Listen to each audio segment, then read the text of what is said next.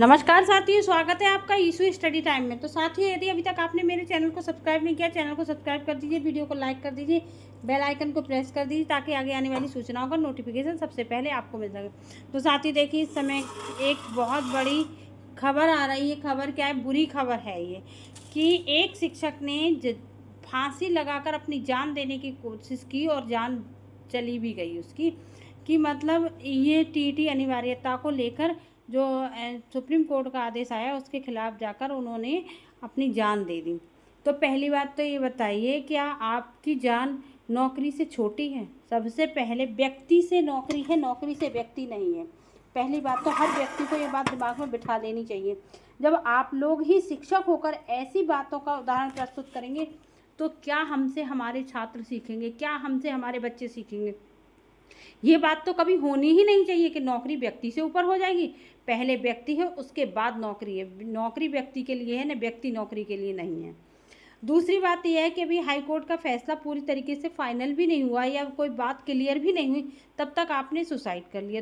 2 साल का तो मौका उन्होंने दिया है आपको करने के लिए, तो आप भी कर सकते थे। ये बंधु कोई मृतक आश्रित थे, तो शायद इनको ये कंफर्म था कि मैं टेट नहीं निकाल पाऊंगा। अरे पहली बात तो 2 साल की तो आप नौकरी जो के लायक जो थे वो करते। उसके बाद हो सकता है इस फैसले में कुछ भी परिवर्तन हो सकता था, ठीक है। और दूसरी बात, नहीं भी होता तो आप सड़क पर बैठकर भी व्यक्ति अपने बच्चों को पाल रहा है, परिवार को चला रहा है। प्राण देना कोई समस्या का विकल्प नहीं होता है।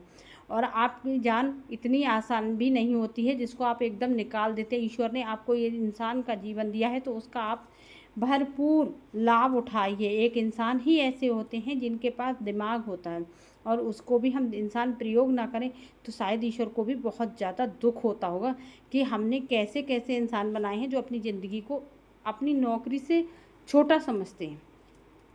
खैर, किसी भी शिक्षक साथी को ऐसा कदम कभी भी नहीं उठाना चाहिए। शिक्षक साथी क्या, किसी भी व्यक्ति को कभी भी नहीं उठाना चाहिए, क्योंकि आपका परिवार और आप सर्वोपरि हैं। नौकरी बाद की चीज़ है।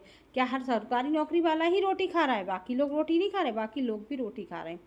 खैर ये छोड़िए, लेकिन सुप्रीम कोर्ट का खैर ये फैसला, मैं फैसले के खिलाफ तो कुछ नहीं बोलना चाहूँगी, लेकिन फिर भी ये गलत रहा। गलत ये रहा कि क्या एक बार कोई आईएएस परीक्षा निकाल देगा, उसके बाद आप उससे कहेंगे तुम फिर से आईएएस निकाल के दिखाओ, तो क्या वो निकाल देगा? क्या कोई भी निकालता है?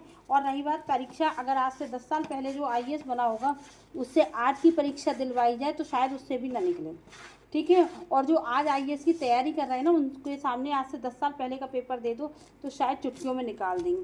तो क्या आप किसी मतलब व्यक्ति विशेष संस्था पर प्रश्न चिन्ह लगाना चाह रहे हैं, या आप ये कहना चाह रहे हैं पहले जो लोग आईएएस पीसीएस को या टीचर्स को नियुक्त करते थे वो बेकार थे? समय के साथ साथ चीज़ें अपडेट होती हैं। पहले हमारे टाइम में ही पहले टीवी से हम लोग देखते थे, काम चलाते थे, तो क्या टीवी बेकार था? आज नई चीज़ आ गई, मोबाइल आ गई, तो बच्चे उसमें लिप्त हो गए।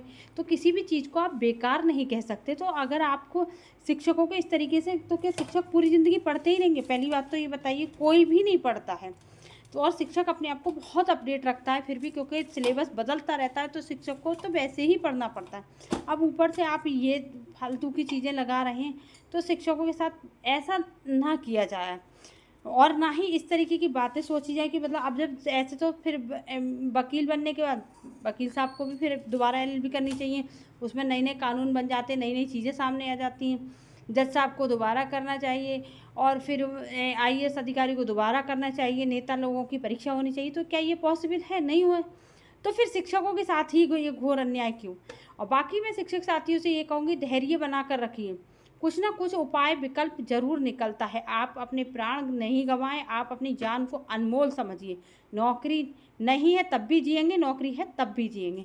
खैर, इस वीडियो में इतना ही। अगली वीडियो में मिलते हैं कोई नई जानकारी के साथ, नई खबर के साथ। तब तक के लिए नमस्कार साथियों।